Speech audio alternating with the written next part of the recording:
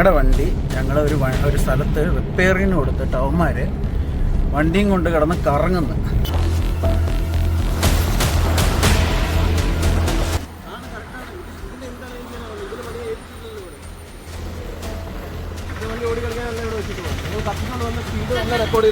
എല്ലാം ഉണ്ട്.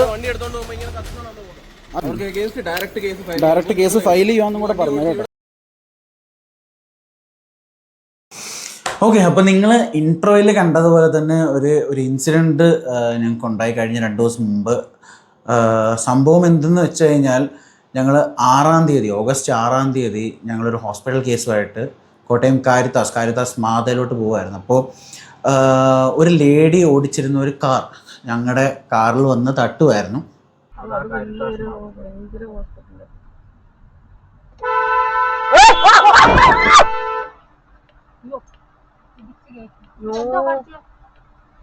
അപ്പോൾ നിങ്ങൾ കണ്ടല്ലോ വീഡിയോയിൽ എന്താണ് സംഭവിച്ചതെന്ന്. വണ്ടിക്കകത്ത് മമ്മി ഉണ്ടായിരുന്നു, മമ്മിയുടെ അനിയത്തി ഉണ്ടായിരുന്നു, കസിൻ ഉണ്ടായിരുന്നു. അതുപോലെ തന്നെ ആ പേഷ്യൻറ്റും ഉണ്ടായിരുന്നു. ഞാൻ പറഞ്ഞില്ല, കാരിത്താസ് മാതയിലോട്ട് പോയിക്കൊണ്ടിരുന്ന പേഷ്യൻറ്റും ഞങ്ങളുടെ കൂട്ടത്തിലുണ്ടായിരുന്നു. വണ്ടിക്ക് നല്ല പണി കിട്ടി, അത്യാവശ്യം മോശമല്ലാത്ത രീതിയിൽ പണി കിട്ടിയിട്ടുണ്ട് വണ്ടിക്ക്. അപ്പോൾ ഓക്കെ, അത് കുഴപ്പമില്ല. അത് വണ്ടി ആകുമ്പോൾ അങ്ങോട്ടും ഇങ്ങോട്ടും തട്ടി കയറിയോ, അത് വലിയ കാര്യമായിട്ടുള്ള കാര്യമില്ല. ഞങ്ങളതൊക്കെ കുഴപ്പമില്ലെന്ന് തന്നെ വെച്ചു. അപ്പോൾ ആ ലേഡി പറഞ്ഞു നമുക്കിത് സെറ്റിൽ ചെയ്യാം, എത്ര ആകുമെന്ന് പറഞ്ഞാൽ മതി, അങ്ങനെ ആണെങ്കിൽ നമുക്കത് സെറ്റിൽ ചെയ്യാമെന്ന് പറഞ്ഞു. അപ്പോൾ ഞാൻ എന്ത് ചെയ്തു, ഞാൻ എൻ്റെ ഹ്യുണ്ടായിയുടെ സർവീസ് സെൻറ്ററിൽ വിളിച്ചിട്ട് ഞാൻ ഈ ഫോട്ടോസും വീഡിയോസും അയച്ചു തന്നു. അവരെനിക്കൊരു എസ്റ്റിമേറ്റ് ഇട്ടു തന്നു. അപ്പോൾ ഞാൻ ഈ എസ്റ്റിമേറ്റ് ഇത്രയൊരു എമൗണ്ട് ആയെന്നും പറഞ്ഞുകൊണ്ട് ഞാൻ ഇവരുടെ അടുത്ത് ഞാൻ എസ്റ്റിമേറ്റ് കൊടുത്തപ്പോൾ ഇവർ പറഞ്ഞു ഇവരുടെ നോണിലുള്ള ഒരാൾക്ക് ഇവിടെ വർക്ക്ഷോപ്പുണ്ട്, അപ്പോൾ പുള്ളിയെ വിളിക്കാം, പുള്ളിയെ വിളിച്ചിട്ട് പുള്ളി നോക്കിയിട്ട് എത്ര ആകും എന്നൊന്ന് പറയും എന്ന് പറഞ്ഞു. അപ്പോൾ ഞാൻ പറഞ്ഞു എന്നാൽ ശരി, അങ്ങനെ നമുക്ക് സാധനം റെഡിയായി കിട്ടിയാൽ മതി എന്നുള്ളൊരു ഇതിലായിരുന്നു ഞങ്ങളത് നിന്നത്. അങ്ങനെ പുള്ളിക്കാരി ഈ എന്താ പറയുന്നത് ഈ വർക്ക്ഷോപ്പ് ഓണറിനെ വിളിച്ചു. പുള്ളി ഒരു 15 മിനിറ്റ്സ് 20 മിനിറ്റ്സ് ഒക്കെ ആയപ്പോഴത്തേന് ആൾ വന്നു നോക്കിയിട്ട് പുള്ളി പറഞ്ഞതെന്ന് വെച്ച് കഴിഞ്ഞാൽ ഇത് ഇത്രയൊന്നും ആവത്തില്ല, നമ്മൾ ഷോറൂംകാർ അല്ലെങ്കിൽ സർവീസ് സെൻറ്ററുകാർ എല്ലാത്തിനും കൂട്ടി റേറ്റ് ഇടുന്നതാണ്, ഇത്രയൊന്നും ആവത്തില്ല, ഇത് ഞാൻ റേറ്റ് കുറച്ച് ഞാൻ ചെയ്തു തരാം എന്ന് പുള്ളി പറഞ്ഞു. അപ്പോൾ ഞങ്ങൾക്ക് ആ സാധനം റെഡിയായി കിട്ടിയാൽ മതി എന്നുള്ള രീതിയിൽ ഞങ്ങൾ പറഞ്ഞു ഓക്കെ, ഞങ്ങളെന്നാൽ അങ്ങനെ ചെയ്യാം, നമുക്ക് അത് ചെയ്യാം, നമുക്ക് അങ്ങനെ ഡീൽ ചെയ്യാം എന്നുള്ള രീതിയിൽ. സംഭവം ഇൻഷുറൻസ് ക്ലെയിം വഴി നമുക്ക് ചെയ്യാം, ഇവരുടെ ഒന്നും ആവശ്യമില്ല, നമുക്ക് ഇൻഷുറൻസ് ക്ലെയിം വഴി അതിട്ട് ചെയ്ത് പോയാൽ മതിയായിരുന്നു. പക്ഷേ കുറച്ച് നാൾക്ക് മുമ്പ് ഇതേപോലെ തന്നെ ഞങ്ങൾ പാർക്കിംഗ് നിർത്തിക്കുന്ന വണ്ടിയിൽ പുറയെന്ന് വന്ന് പാർക്കിങ്ങിൻ്റെ അവിടെ ഒരു ഇടി ഇടിച്ചായിരുന്നു.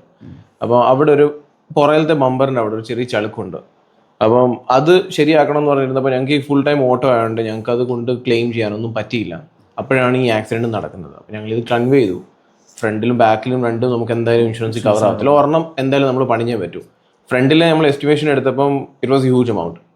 അപ്പം അത് അവർ എന്തായാലും ബെയർ ചെയ്യത്തില്ല. അപ്പം പുറകിലത്തെ ഞാൻ എസ്റ്റിമേഷൻ എടുത്തപ്പോൾ അത് ചെയ്യുന്നതിന് 13,000 രൂപയോ 14,000 രൂപയ്ക്ക് അവർ ചെയ്തു തരാമെന്ന് പറഞ്ഞു.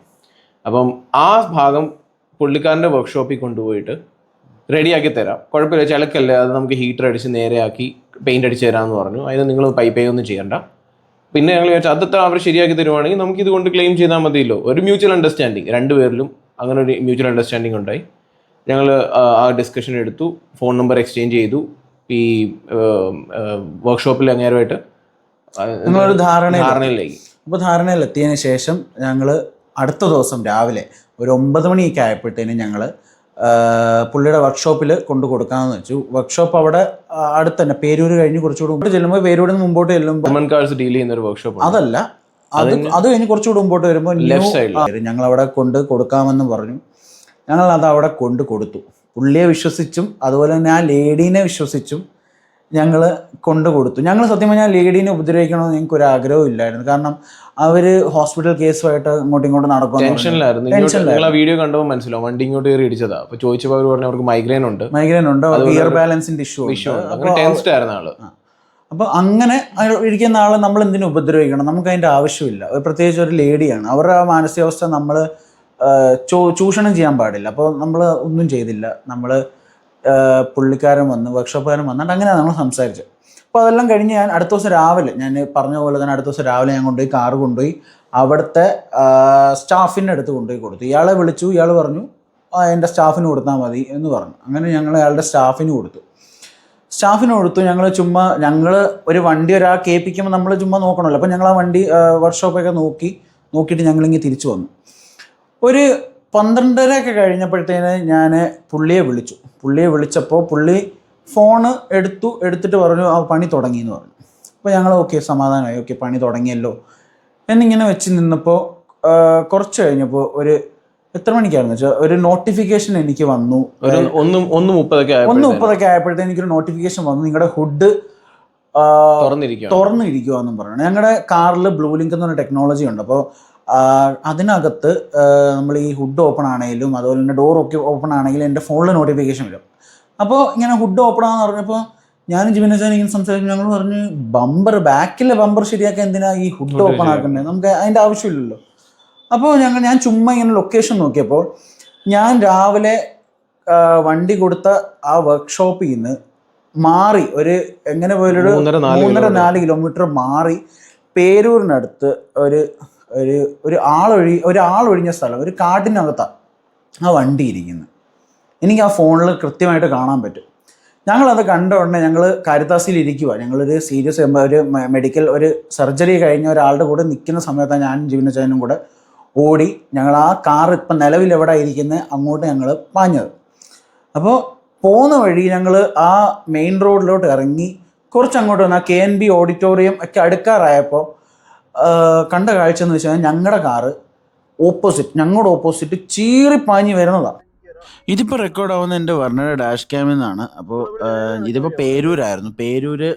നയറയുടെ പെട്രോൾ പമ്പ് അടുക്കാറായപ്പോഴാണ് ഞങ്ങൾ കണ്ടത് ഞങ്ങളുടെ കാറ് ഓപ്പോസിറ്റ് ചീറിപ്പാഞ്ഞ് വരുന്നത്. അപ്പോൾ നിങ്ങൾക്ക് കാണാൻ പറ്റും ഞങ്ങൾ പാസ് ചെയ്യുന്നത്. അപ്പോൾ ഈ ഫ്രണ്ടിൽ കാണുന്ന ഇഗ്നിസിൽ, റൈറ്റ് സൈഡിൽ കാണുന്ന ഇഗ്നിസിലായിരുന്നു ഞങ്ങളുണ്ടായിരുന്നത്. അപ്പോൾ ഞങ്ങളിത് കണ്ടപ്പോഴേ ഞങ്ങൾ സൈഡിൽ ഒതുക്കി. എന്നിട്ട് ഇവർ പോയപ്പോൾ ഇവരുടെ തൊട്ട് പുറകിലോട്ട് ഞങ്ങൾ വെച്ച് പിടിച്ചു. ഇവർ നല്ല സ്പീഡിലായിരുന്നു, നമുക്ക് പിടിക്കാൻ പോലും പറ്റുന്നില്ലായിരുന്നു. ചീറിപ്പാഞ്ഞ് വന്നു. ഞങ്ങൾ എന്തോ ചെയ്തു, ഞങ്ങൾ ആ വണ്ടിയെ ഫോളോ ചെയ്തു. അപ്പം മുമ്പിൽ പോകുന്നത് ഞങ്ങളുടെ വർണ്ണ. അപ്പോൾ ഞങ്ങളിങ്ങനെ പൊക്കോണ്ടിരിക്കും. അത് ഞങ്ങൾക്കാണെങ്കിൽ ഒരു രീതിയിൽ അതിനെ പിടിക്കാൻ പറ്റുന്നില്ല, ഭയങ്കര സ്പീഡിലാണ് അത് പോകുന്നത്. ഞങ്ങൾ മാക്സിമം പിടിക്കാൻ നോക്കുന്നുണ്ട്, ഒരു രക്ഷയില്ല. എന്നിട്ട് അവർ മുമ്പിൽ ചെന്ന് ഒരിടത്ത് കൊണ്ട് ഒതുക്കി. അപ്പോഴാണ് ഞങ്ങൾക്കൊന്ന് അവരെ അടുത്തെത്താൻ പറ്റിയത്. എന്നിട്ട് ഞങ്ങൾ സൈഡിൽ ഒതുക്കി, കാരണം അറിയണമല്ലോ ഇനിയിപ്പോൾ ഇവിടെ നിന്ന് ഇനി എങ്ങോട്ടാണ് പോകുന്നത്. ഇപ്പോൾ ഒരു മുറുക്കാൻ കടയിൽ കയറി മുറുക്കാനൊക്കെ മേടിച്ച് ൊക്കെയാണ് പോകുന്നത്. നമുക്കിനി അറിഞ്ഞൂടല്ലോ ഇനി ഇവർ വണ്ടിയും കൊണ്ട് എങ്ങോട്ടാണ് പോകുന്നത്. അതുകൊണ്ട് ഞങ്ങൾ അനങ്ങിയില്ല, ഞങ്ങൾ ഈ വണ്ടി പോകുന്നിടം വരെ പോട്ടെന്ന് വെച്ചു. ഇതാണ് സംഭവിക്കുക. നമ്മൾ ഉത്തരവാദിത്തത്തോടെ ഒരു വർക്ക്ഷോപ്പിൽ നമ്മുടെ കാറ് നന്നാക്കാൻ കൊടുത്താൽ അവിടുത്തെ വർക്കർ ആണെങ്കിലും അവിടുത്തെ സ്റ്റാഫ് ആണെങ്കിലും ആ വണ്ടിയും കൊണ്ട് കാണിക്കുന്നതാണിത്. ഇപ്പോൾ ഇവരിവിടുന്ന് വണ്ടി എടുത്തത് പോയിട്ട് നേരെ ഒരു വർക്ക്ഷോപ്പിൽ അവർ കൊണ്ടുപോയി പാർക്ക് ചെയ്യുന്നത്. നമുക്ക് കാണാൻ പറ്റും. നേരെ ഇവർ ഇൻഡിക്കേറ്റർ ഇട്ടിട്ട് ലെഫ്റ്റിൽ അവരുടെ വർക്ക്ഷോപ്പാണ്. അപ്പോൾ നേരെ ലെഫ്റ്റിലെ വർക്ക്ഷോപ്പിലോട്ട് കയറ്റുമായിരുന്നു. എന്നിട്ട് ഇയാൾ ആ വർക്ക്ഷോപ്പിലോട്ട് നേരെ കൊണ്ട് കാറ് കയറ്റുമായിരുന്നു. ഞങ്ങൾ പുറകിലുണ്ടായിരുന്നു. ഞങ്ങൾ തൊട്ട് പുറകെ പോയിട്ട് ആ വണ്ടിക്കാരൻ ആ വർക്ക്ഷോപ്പിൽ കയറി ആ സ്റ്റാഫിനോട് സംസാരിച്ച് ഞങ്ങൾ ആ വണ്ടി ഇനി എടുത്തുകൊണ്ട് വരുമായിരുന്നു.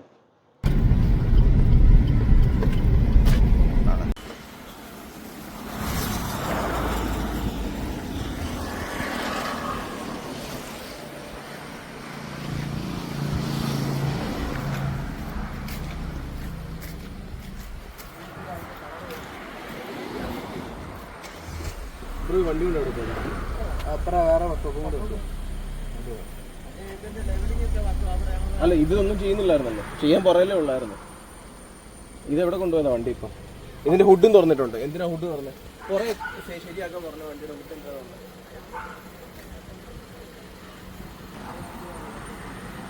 ആണ് കറക്റ്റാണ്. ഇതിന്റെ എന്താണ് ഇതിന് പണി ഏൽപ്പിച്ചില്ലല്ലോ ഇവിടെ.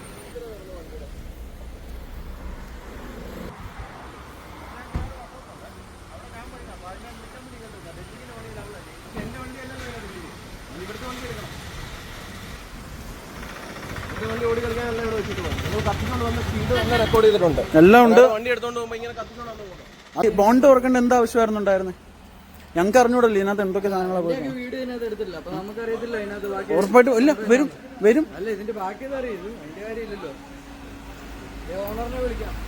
അപ്പം അതായിരുന്നു സംഭവിച്ചത്. അതിനുശേഷം ഞങ്ങൾ ഇവിടെ എത്തി, ഹോസ്പിറ്റലിൽ തിരിച്ചെത്തി, കാറും കൊണ്ട് ഹോസ്പിറ്റലിൽ എത്തി. കാറേ ഇരുന്ന് ഞങ്ങൾ ആ ലേഡീനെ പലതവണ വിളിച്ചു. അപ്പം നമ്മൾ ഇപ്പോൾ തട്ടിയ ആ ലേഡീനെ നമ്മൾ വിളിക്കുവാണ്. അവർ ആ മെക്കാനിക്കിന് പേയ്മെൻറ്റ് ചെയ്തല്ലോ. അതെ അതെ, രണ്ട് കാരണമുണ്ട്. ഒന്ന്, അവരെ വിശ്വസിച്ചാണ് നമ്മൾ ഈ വണ്ടി കൊടുത്തത്. ആൻഡ് അങ്ങനെ നമ്മുടെ അടുത്ത് അങ്ങനെ ബിഹേവ് ചെയ്യുമെന്ന് നമ്മൾ വിചാരിച്ചിട്ടില്ല. അതുമല്ല, ഇനി അതല്ല, ഇയാളുടെ വേറെ പേയ്മെന്റും അല്ല ഈ ലേഡിയുടെ കയ്യിൽ നിന്ന് മേടിക്കുന്നുണ്ടോ എന്ന് നമുക്കറിയത്തില്ല. കാരണം ഒന്നും ചെയ്തിട്ടില്ല ഇതിൽ. അപ്പം അത് ബ്ലോക്ക് ചെയ്യാൻ വേണ്ടി ജസ്റ്റ് ഒന്ന് വിളിക്കുകയാണ്. കാരണം ഇതിന്റെ ബോണറ്റ് തുറന്നിട്ടുണ്ട്, ചിലപ്പോൾ ഞങ്ങൾക്ക് ലീഗലി മൂവ് ചെയ്യേണ്ടി വരും.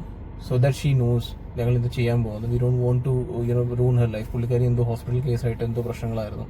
അല്ലാതെ പ്രഷർ കൊടുക്കാതിരിക്കാനാ ഞങ്ങൾ വിളിച്ചൊന്ന് ആദ്യം ഒരു അപ്രണ്ട് അറിയിക്കുന്നത്. ഓക്കെ, വേറെ ടി വി കണക്ട് ചെയ്തോ, കേൾക്കാൻ സൗണ്ട് കൂട്ടിക്കോ. Your call has been forwarded to voicemail. The person you're trying to reach is not. എടുക്കുന്നില്ല അല്ലേ? മറ്റേ നമ്പറോ? ഒറ്റ നമ്പറേ ഉള്ളൂ.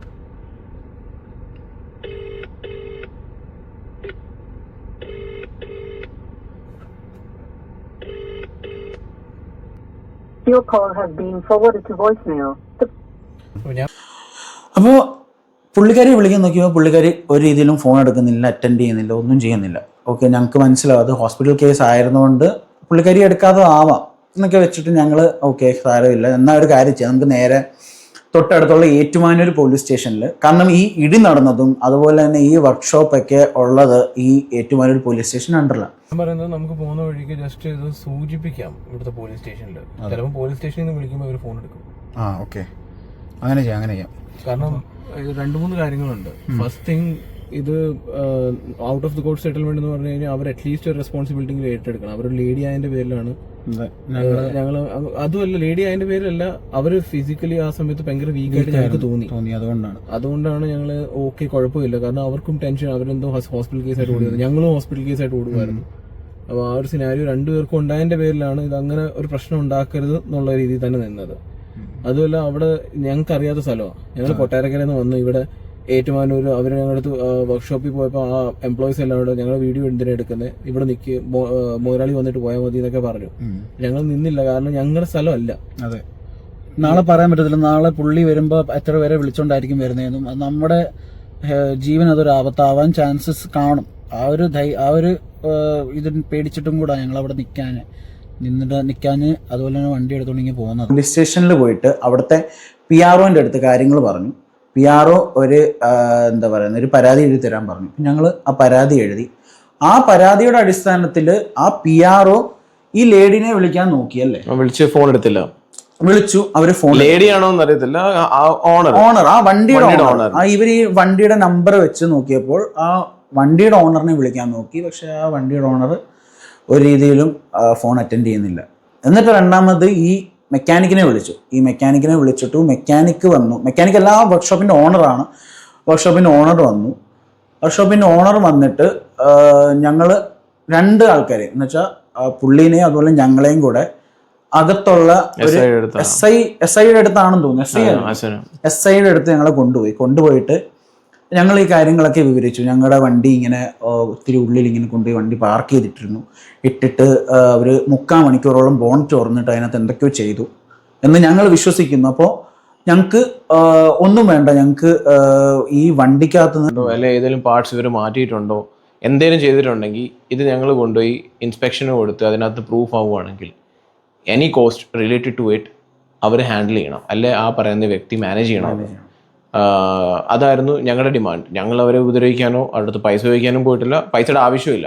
അതല്ലായിരുന്നു സംഭവം എന്ന് പറഞ്ഞു കഴിഞ്ഞാൽ, നമ്മൾ ഇങ്ങനെ വിശ്വാസമായിട്ട് ഒരാളടുത്ത് വണ്ടി കൊണ്ട് കൊടുക്കുമ്പോൾ, ഏതെങ്കിലും വർക്ക്ഷോപ്പിൽ കൊണ്ട് കൊടുക്കുമ്പോൾ, നിങ്ങൾ ആ ഒരു സ്ഥലത്തു നിന്നും മറ്റൊരു സ്ഥലത്തോട്ട് വണ്ടി കൊണ്ടുപോവുകയാണെങ്കിൽ അറ്റ്ലീസ്റ്റ് ആ ഓണർ അറിഞ്ഞിരിക്കണം. സ്പെഷ്യലി ഞങ്ങൾ കൊട്ടാരക്കരക്കാരാണ്, ഞങ്ങൾക്ക് അറിയത്തില്ല, ഞങ്ങൾ ഫസ്റ്റ് ടൈം അങ്ങോട്ട് ചെല്ലുന്നത്. നമ്മുടെ എന്ന് പറഞ്ഞു കഴിഞ്ഞാൽ ഒരു വിശ്വാസത്തിൻ്റെ പുറത്താണ് നമ്മളിത് കൊടുത്തേക്കുന്നത്.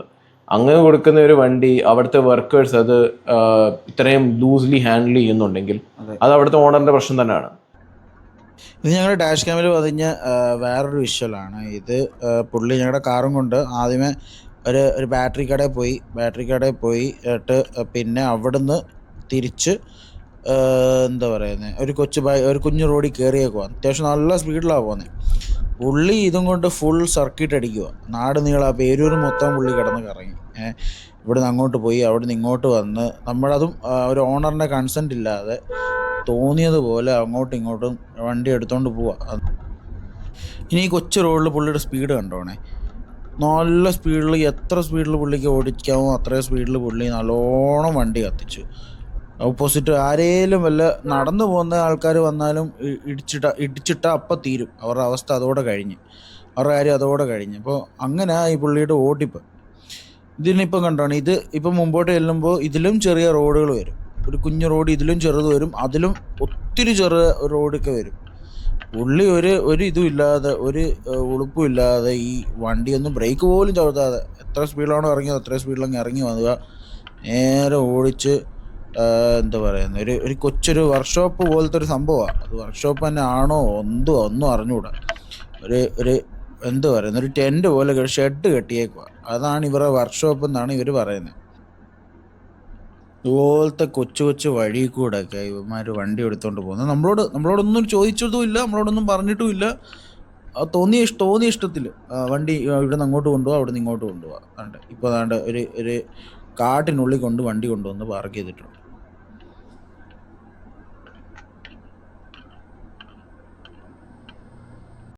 വണ്ടി ആ കൊച്ചു വർക്ക്ഷോപ്പിൽ പാർക്ക് ചെയ്തതിന് ശേഷം ഇത് ടൈം ലാപ്സ് ആണ്. ടൈം ലാപ്സിൽ നിങ്ങൾക്ക് കണ്ടാൽ മനസ്സിലാവും, നമുക്ക് ബാക്ക് ബമ്പർ ശരിയാക്കേണ്ട, നമുക്ക് ഒരിക്കലും ബോണറ്റ് തുറക്കേണ്ട ആവശ്യമില്ല. ഇവർ ഈ ബോണറ്റ് തുറന്ന സമയം അതിനകത്ത് ആ താഴെ വാട്ടർ മാർക്കിലുണ്ട്. 1 മണിക്കാ 1:01 അവർ അത് ഓപ്പൺ ആക്കിയത്. ഇനി വണ്ടിയുടെ ക്ലോസിംഗ് ടൈം കൂടെ ഒന്ന് ശ്രദ്ധിക്കുക. 1:46, 3/4 മണിക്കൂറോളം ഇവർ നമ്മുടെ ബോണറ്റ് തുറന്നിട്ട്. നിങ്ങൾക്ക് ഒരു കാർ വരുമ്പോൾ അവർ പൊന്നെ പോലെ കൊണ്ടു കിടക്കുന്ന കാറാണെന്നുള്ള കാര്യം മനസ്സിലാക്കണം. അതിനെ ഇങ്ങനെ കൊണ്ട് റാഷ് ഡ്രൈവ് ചെയ്യാനോ നിങ്ങളുടെ വർക്കേഴ്സിന് കളിച്ചാൽ നിങ്ങൾക്ക് അതിനിടയ്ക്ക് പാക്ക് മേടിക്കാൻ, മുറുക്കാൻ്റെ പാക്ക് മേടിക്കാനൊക്കെ വണ്ടിയും കൊണ്ട് പോയേക്കുന്നത്. അപ്പം അത് അങ്ങനത്തെ ലൂസായിട്ട് ഹാൻഡിൽ ചെയ്യുന്ന ടീംസിൻ്റെ അടുത്ത് ഈ വണ്ടികൾ കൊണ്ടു കൊടുക്കാതിരിക്കുക മാക്സിമം. ഞാൻ കൊണ്ടുപോയ ഒരു അനുഭവമാണ്. അതുപോലെ തന്നെ നിങ്ങൾ മാക്സിമം, നിങ്ങളിപ്പോൾ ഒരാൾക്ക് ഇങ്ങനെ തേർഡ് പാർട്ടി ഇങ്ങനെ വർക്ക്ഷോപ്പിലൊക്കെ വണ്ടി കൊടുക്കുകയാണെങ്കിൽ നിങ്ങൾ ഇടയ്ക്കിടെ പോയി ഇൻസ്പെക്ട് ചെയ്യുക. നിങ്ങളുടെ വണ്ടി അവിടെ തന്നെ ഇരിപ്പുണ്ടോ എന്ന് നിങ്ങൾ ചെക്ക് ചെയ്യുക. കാരണം അവിടെ ഉള്ളവർ എങ്ങനെ ആ വണ്ടി ചെയ്യുന്നതെന്ന് അറിഞ്ഞൂടാ. ഒരു എന്തെങ്കിലും സാധനം മേടിക്കാനോ അല്ലെങ്കിൽ വേറെ എന്തെങ്കിലും കാര്യത്തിനായിട്ടൊക്കെ ആയിരിക്കും വണ്ടികൾ എടുത്തുകൊണ്ട് പോകുന്നത്. നിങ്ങൾ പൊന്നെ പോലെ നിങ്ങൾ സൂക്ഷിക്കുന്ന വണ്ടി വേറൊരാൾ ദുരുപയോഗം ചെയ്യുമ്പോൾ നിങ്ങളത് അറിയുന്നില്ല. അതാണ് സത്യാവസ്ഥ. പക്ഷെ അങ്ങനെ ചെയ്യുന്ന പലരും ഉണ്ട്, നമ്മളത് അറിയുന്നില്ല. ഇതിപ്പോൾ ഞങ്ങളുടെ വണ്ടിയിൽ ഇങ്ങനെ ഒരു ബ്ലൂ ലിങ്ക് എന്ന് പറയുന്ന ഹ്യുണ്ടായുടെ തന്നെ ടെക്നോളജി ഉണ്ടായതുകൊണ്ടും അതിൻ്റെ മുമ്പിലും പുറകിലും ഞങ്ങൾ ഡാഷ് ക്യാം വെച്ചിരുന്നത് കൊണ്ടും ഞങ്ങൾ കാര്യങ്ങളൊക്കെ അറിഞ്ഞു. അതുപോലെ തന്നെ ട്രാക്ക് ചെയ്യാൻ പറ്റി, ഞങ്ങളുടെ വണ്ടി ഞങ്ങൾക്ക് ട്രാക്ക് ചെയ്യാൻ പറ്റി. അത് തന്നെ ഒരു വലിയ കാര്യമായിപ്പോയി. അപ്പോൾ നിങ്ങൾ തന്നെ ശ്രദ്ധിക്കുക, ഇത് കോട്ടയത്തെ കണ്ണായ സ്ഥലത്താണ് ഈ വർക്ക്ഷോപ്പ് പ്രവർത്തിക്കുന്നത്. നിങ്ങളുടെ ഇഷ്ടമാണ് കേട്ടോ. എനിക്കുണ്ടായ അനുഭവം ഞാൻ നിങ്ങളോട് പറഞ്ഞതേ ഉള്ളൂ. എന്നിട്ട് നിങ്ങൾക്ക് ഈ വണ്ടി ഒക്കെ അവിടെ കൊടുത്ത് റിപ്പയർ ചെയ്യണോ എങ്കിൽ അത് നിങ്ങളുടെ സ്വന്തം റിസ്കിലായിരിക്കുക. ഇടയ്ക്കിടെ നിങ്ങൾ പോയി വണ്ടി പരിശോധിക്കുക, അവിടെ വണ്ടി ഉണ്ടോ ഇല്ലയോ എന്ന് പരിശോധിക്കുക. കാരണം ഈ ഇടയ്ക്ക് നിങ്ങൾക്കറിയാം, പത്തനംതിട്ട നടന്ന മഹേന്ദ്രയുടെ ഷോറൂമിൽ അവിടുത്തെ വർക്കർ എടുത്തുകൊണ്ട് പോയി വണ്ടി ഇടിച്ചു. കേസ് എല്ലാം ഓണറിന്റെ പേരിലായി. കാരണം ഈ ഓടിച്ചുകൊണ്ട് പോകുന്ന ആളുടെ റെസ്പോൺസിബിലിറ്റി ഏൽക്കത്തില്ല. അവർ ചിലപ്പോൾ വീട്ടിൽ ഫുഡ് കഴിക്കാനോ അല്ലെങ്കിൽ കടയിൽ സാധനം മേടിക്കാനോ അവരുടേതായിട്ടുള്ള വണ്ടികൾ കാണണം അതെടുത്തുകൊണ്ട് പോകാൻ. അല്ലാതെ കൊണ്ട് നന്നാക്കാൻ വണ്ടി എടുത്തുകൊണ്ടല്ല ഇത് കറങ്ങാൻ പോകേണ്ടത്. ആ വഴിക്ക് എന്തെങ്കിലും ആക്സിഡന്റ് നടന്നിട്ടുണ്ടെങ്കിൽ ഇവർ ആ റെസ്പോൺസിബിലിറ്റി ഏറ്റെടുക്കത്തില്ല. ഇത് ഓൺ ദി അതർ ഹാൻഡ് നമ്മളൊരു ഓത്തറൈസ് ഷോറൂമിലാണ് കൊണ്ടുപോകുന്നെങ്കിൽ അറ്റ്ലീസ്റ്റ് എന്തെങ്കിലും അതിനകത്ത് പാർട്സ് എന്തെങ്കിലും മാറിയിട്ടുണ്ടെങ്കിൽ നമുക്ക് അറിയാൻ പറ്റും. അതിന്റെ വാറന്റി എങ്കിലും മിനിമം കിട്ടും. ഈ കേസിൽ നമുക്ക് അതൊന്നും കിട്ടത്തില്ല. അതുമല്ല, അതൊരു ഫ്രോഡ് ബിഹേവിയർ ആണ്. അതെ അതെ അതെ. നമ്മൾ വണ്ടി മേടിച്ചിട്ട് നമ്മളടുത്ത് പറയാതെ ഇങ്ങനത്തെ പരിപാടികൾ ചെയ്യുമ്പോഴേ നമ്മുടെ കൺസെന്റ് ഇല്ലാതെ നമ്മുടെ വണ്ടി എടുത്തുകൊണ്ട് പോകുന്നതിന് തുല്യമാണ്. അപ്പോൾ അത് അത്രയും ശരിയായിട്ടുള്ള നടപടി അല്ല എന്ന് എനിക്ക് തോന്നി. അതുകൊണ്ടാണ് ഞാൻ ഈ വീഡിയോയിലൂടെ നിങ്ങളിലേക്ക് ഇത് എത്തിക്കണം എന്ന് എനിക്ക് തോന്നിയത്. അതെ, അതുപോലെ തന്നെ ഞങ്ങൾ ആ പോലീസ് സ്റ്റേഷൻ ഈ കേസ് അവരെ വിളിച്ചു പറഞ്ഞപ്പം ആ പുള്ളിക്കാരൻ പറഞ്ഞത് ഇത് ശരിയാക്കാൻ വേണ്ടി വേറൊരു ഷോറൂമിൽ ഒരു വർക്ക്ഷോപ്പിലോട്ട് കൊണ്ടുപോയതാ. ഹീറ്റ് ഗൺ അടിച്ചു അത് നേരെ ആക്കാൻ നോക്കി, ഹീറ്റ് ഗൺ അടിക്കാനൊക്കെ നോക്കി നേരെ ആക്കാൻ വേണ്ടി കൊണ്ടുപോയതാ. ഞങ്ങള് ഈ വണ്ടി കൊടുത്തൊരു 2 മണിക്കൂർ കഴിഞ്ഞിട്ട് 12 ആയപ്പോൾ പുള്ളിക്കാരനെ വിളിച്ചപ്പോൾ പുള്ളിക്കാരൻ പറഞ്ഞത് വണ്ടി പണിഞ്ഞുകൊണ്ടിരിക്കുകയാണെന്നാ. ഞങ്ങൾ എടുക്കാൻ പോയത് വരെ വണ്ടിയിൽ ഒന്നും ചെയ്തിട്ടില്ല. അതെ അതെ, ഒന്നും ചെയ്തിട്ടില്ല, തൊട്ടിട്ട് പോലും ഇല്ല. വണ്ടി ശരിയാക്കുക, നന്നായിക്കൊണ്ടിരിക്കുകയെന്ന് പുള്ളി പറഞ്ഞ ആ ആള് പുള്ളിയാ പറഞ്ഞല്ലേ, പുള്ളിയാ പറഞ്ഞ വണ്ടി ശരിയായിക്കൊണ്ടിരിക്കുകയാണ്. എന്നാൽ ഞങ്ങൾ അവിടെ ചെന്ന് നോക്കിയപ്പോൾ വണ്ടിയിൽ തൊട്ടിട്ടില്ല. ആ വണ്ടി യൂസ് ചെയ്തത് അവർക്ക് അങ്ങോട്ടും ഇങ്ങോട്ടും പോകാനാണ്. ക്ലോസ് ടു ഒരു 7-8 കിലോമീറ്റർ അവർ അങ്ങോട്ടും ഇങ്ങോട്ടും ഒക്കെ ആയിട്ട് ഓടിച്ചു. ആദ്യം ഇവിടുന്ന് അങ്ങോട്ട് പേരൂര് ചെന്നു. പേരൂര് ചെന്നിട്ട് അവിടുന്ന് ഒരു മെക്കാനിക്കിനെ വിളിച്ചിട്ട് ഇവർ കുറച്ച് ഉള്ളിലോട്ട് പോയി. വേറെ വണ്ടികളുടെ എന്തൊക്കെയോ കാര്യങ്ങളും, അതുപോലെ നമ്മുടെ വണ്ടിയുടെ ബോണറ്റൊക്കെ തുറന്ന് എന്തൊക്കെയോ ചെയ്തു. നമ്മൾ അറിയുന്നില്ലല്ലോ. എന്നിട്ട് അതിനുശേഷം തിരിച്ചു വന്നിട്ട് പിന്നെയും ആ വണ്ടി നേരത്തെ എവിടെയാണോ കാട്ടിക്കിടന്ന് അങ്ങോട്ട് പിന്നെ ആ വണ്ടി ഓടിച്ചു പോയി. പിന്നെയും തിരിച്ചു വന്ന് എന്താണ് നമ്മളിപ്പോൾ വണ്ടി ഒരാളെ വിശ്വസിച്ച് ഏൽപ്പിക്കുമ്പോൾ ഇങ്ങനെയൊക്കെയാണോ ചെയ്യേണ്ടത്? Rash drive. ഞങ്ങൾ ആ വണ്ടി അത്രയും സ്നേഹത്തോടെ ഞങ്ങൾ കൊണ്ടു നടക്കുന്നത്, ഞങ്ങൾ പോലും ആ വണ്ടി അത്രയും സ്പീഡിൽ ഓടിച്ചിട്ടില്ല. ആ ആള് ഞങ്ങൾക്ക് എന്താ പറയാനുള്ളത്? ഇതാണ് സംഭവം. അപ്പോൾ നിങ്ങളുടെ ഇഷ്ടം കേട്ടോ, നിങ്ങളുടെ വണ്ടി നിങ്ങൾ സ്നേഹിക്കുന്നുണ്ടെങ്കിൽ നിങ്ങൾ കഴിവതും ആ വണ്ടി ഇൻസ്പെക്ട് ചെയ്യാൻ നോക്കുക. പോവുക, ഇടയ്ക്കിടെ കാര്യങ്ങൾ അന്വേഷിക്കുക. കേട്ടോ. നിങ്ങൾ വണ്ടി എന്തോ ആയി, പണി എന്തോ ആയെന്ന് പിന്നെയും വിളിക്കുക, വർക്ക്ഷോപ്പുകാരനെ വിളിക്കുക. കാരണം നിങ്ങൾ അധ്വാനിച്ചുണ്ടാകുന്ന കാശാണ്. അത് ഇതായി പോകരുത്, വേസ്റ്റ് ആയി പോകരുത്. അതുപോലെ തന്നെ ഒക്കുമെങ്കിൽ വണ്ടിയിൽ ഒരു ഡാഷ് ക്യാം വെക്കുക. ഒരു 12,000-15,000 രൂപയുടെ കേസേ ഉള്ളൂ. അത് വെച്ചിട്ടുണ്ടെങ്കിൽ അത് വണ്ടി ഓഫ് ആണെങ്കിലും ടൈം ലാപ്സിൽ ആ ഡാഷ് ക്യാം എപ്പോഴും വർക്കിംഗ് ആവും.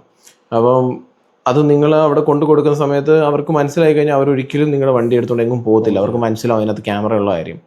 അതൊരു സേഫ്റ്റി പ്രിക്കോഷനാണ്. നാളെ എന്തെങ്കിലും ആയിക്കഴിഞ്ഞാൽ നിങ്ങൾക്ക് പ്രൂവ് ചെയ്യാനും പറ്റും നമ്മുടെ തെറ്റല്ല അവരുടെ തെറ്റായിരുന്നു എന്നുള്ളത്. അതുപോലെ തന്നെ നിങ്ങളുടെ വണ്ടി നിങ്ങൾ കൊടുക്കുവാണെങ്കിൽ ഈ കിലോമീറ്ററുകൾ നോട്ട് ചെയ്യുക.